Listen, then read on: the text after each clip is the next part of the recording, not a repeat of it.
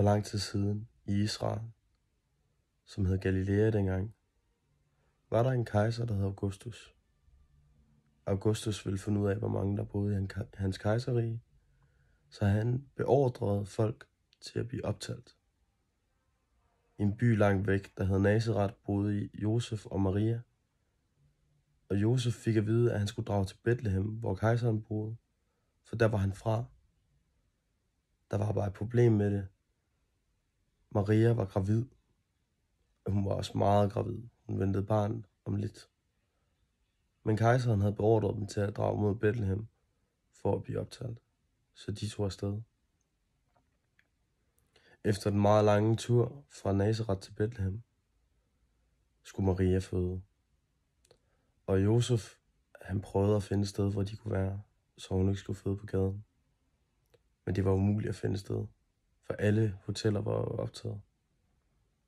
Men efter noget tid, var der en hotelejer, der forbarmede sig og sagde, at de kunne låne hans stald, så hun kunne føde et sted, hvor hun kunne ligge ned. De kommer ud i stallen, og Maria føder en lille dreng, der hedder Jesus. Et andet sted i Bethlehem er der 3 hyrder, der ligger på nattevagt og skal vogte over nogle får. Men lige pludselig, så kommer der 3 engle ned. Hyrderne bliver først bange, de har aldrig set nogen engle før. Men englene beroliger dem og siger, at i nat er en frelser født.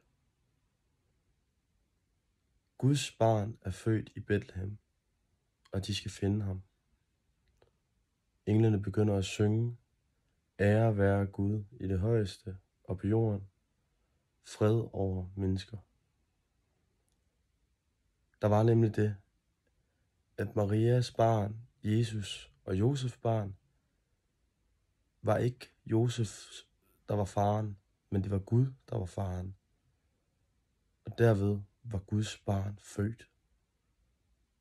Hyrderne finder Jesus, og de ærer Jesus som konge, for han er Guds barn, og han skal bringe fred på jorden.